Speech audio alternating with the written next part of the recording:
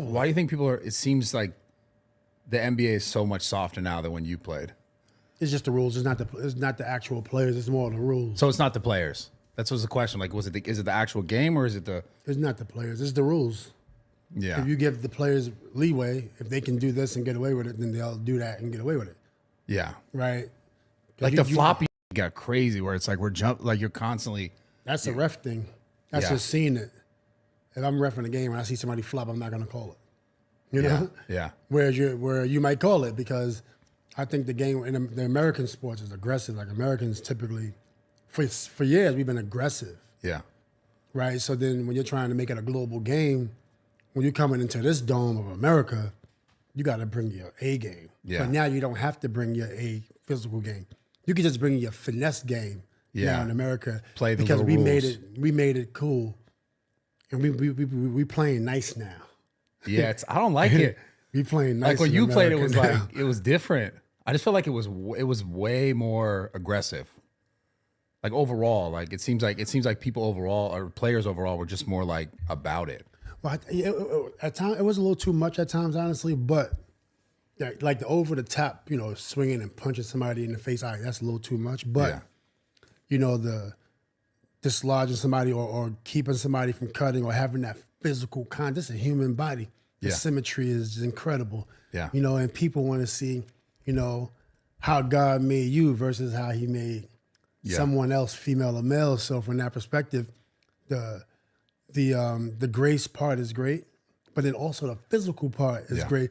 Everybody got different attributes. So if you're Allen Iverson, well, you're going to use your speed, and that's going to look incredible. Yeah. If you Shaq, you're going to use your strength, and that's going to just look incredible. But right now, what they're doing is making it more about the fluid part of the game and taking away the big muscular 6'10" power forward. Like the technicalities of like reffing and the sort of like what you can or can't do. Yeah, what you can and can't do is lending itself to not seeing as many standard 4, which is 6'10". Yeah. 6'9" to 6'11" is like a standard 4, maybe 6'8" and a half. Yeah. Then 6'10" and a half to 7, whatever, 7'1" or 7'2", that's your center. And now you don't see that no more. Now it's like 6'7" center. Yeah. Do you think it'll go back? I think at some point it's going to go back because even people talk about the ratings. It's a better game now. These are just people coming up with rules, sitting at a round table with other decision makers, pretty much kissing butt to stay in the loop.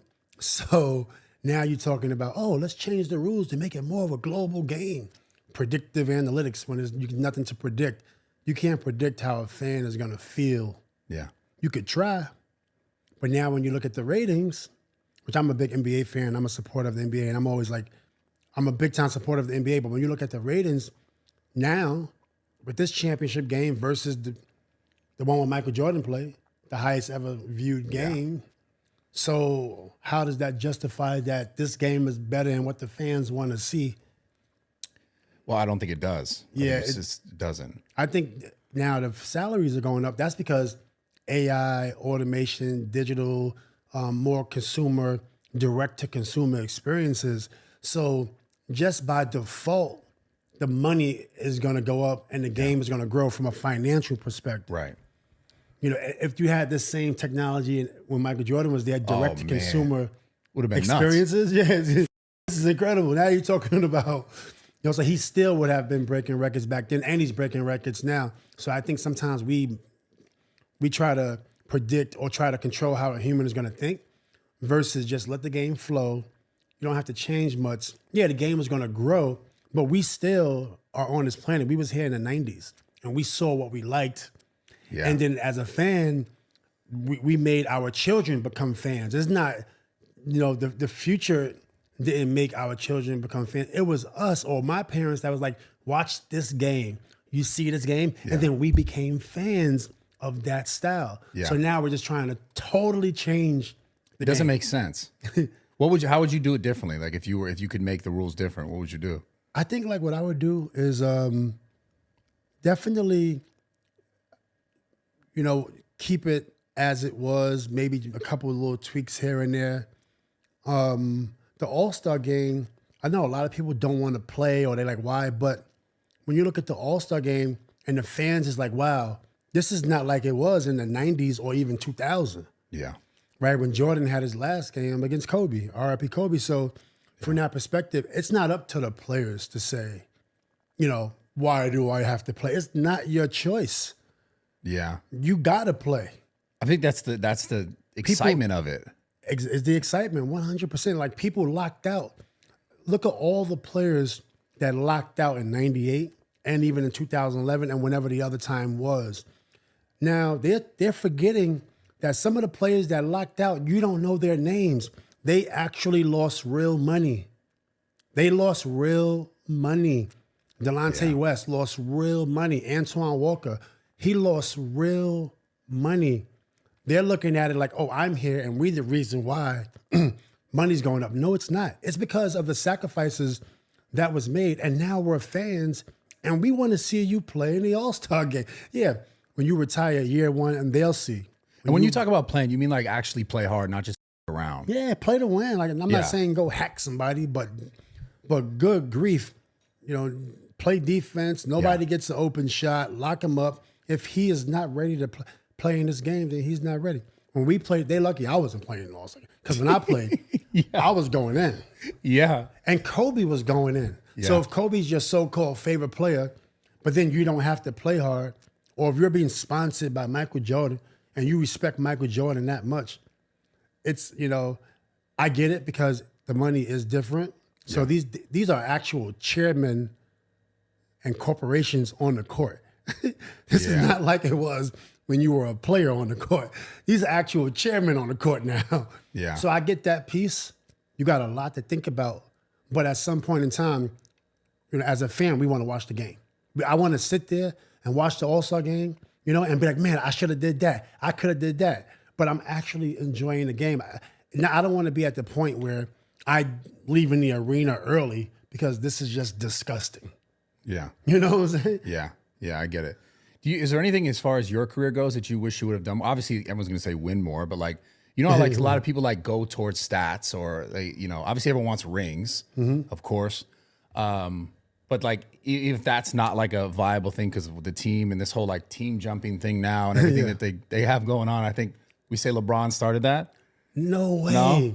A lot of people, LeBron, you know, he's done things that he's done. Michael Jordan did things that he did. Yeah. Right? Jerry Krause also done things that he did, like break up the team. Yeah. Everybody has a different journey. I don't think LeBron started it. I mean, when you saw Charles Barkley go to the Rockets, LeBron wasn't even in the league. Yeah. Right? Barkley wanted to win a title. When you saw Gary Payton go to the Lakers that first time, or Mitch Richmond, LeBron wasn't in the league at that time. So we can't keep blaming LeBron for every single thing. Yeah. People they love to blame that, bro. And I feel bad because like LeBron, he's so competitive. When I saw LeBron at 15 years old, when I seen him in the gym, I was like, wow, he should be in the NBA right now. At 15. Yeah, 15. Summertime was a lot of conversations go around, interviews. A lot of people talk about the famous Michael Jordan games in Chicago. And then when he got to the league, my whole thing is being competitive. So if I'm going to be competitive against Michael Jordan, against Kobe, I view LeBron as on that same level, even though he's 5 years younger. So at some point, you got to be a bigger OG. But LeBron was so talented, you don't really get a chance to be an OG because you just want to compete. Yeah. Like, this guy's a man. You know, so sometimes, you know, as an older player, you got to take your foot off the gas in terms of, oh, I want to compete because it's so many shots being thrown at him. Yeah. You know, people expected this 17-year-old kid to make big shots at 17. And he'll miss a big shot. And they say he's not like whoever, not like MJ, for example. Well, MJ was 21 years old when he first got into the NBA. Yeah. LeBron was 17. Pressure's Even insane. though I think MJ career, his stats is a little bit more impressive than LeBron's stats. When you talk about LeBron's like #1 scorer of all time. Yeah. The longest career and most dominant throughout the whole time. Then when you compare that to MJ's 9 scoring titles, or if you compare it to his 6 championships, 5, you know, so it is some stats that on the scale might weigh MJ's way. But at the same time, you know, you can't, you know, people So you're LeBron not you started can't early. You can't pick out of those. You know, everyone's like Kobe, LeBron, Jordan. You can't pick who's the greatest because it's different times and. The thing with Kobe and myself, Kobe was in an era where at one point in time I was like the best defender in the league, and then I'm like, and I was an apex defender, apex, you know, Tyrannosaurus Rex. Yeah, you were. I'm thinking I'm just going to eat up everybody, but sometimes like a guy like Kobe, although I didn't back down, he was very successful. So it's a different mindset when I was thinking of Kobe, even when I joined his team. Yeah, because I'm like, man, he's still my competitor at that point, or my the opponent, versus a guy like MJ. I'm just looking up to MJ. You see, so for me, I feel emotionally different. And then a guy like LeBron, I'm like, wow, I'm just like impressed with LeBron. So I don't get a chance to appreciate like a Kobe or a Tim Duncan, because we was in that same era of, you know, I don't want to be on your team. I want to play against you. Yeah. You see what I'm saying? So it's kind of hard to like weigh it.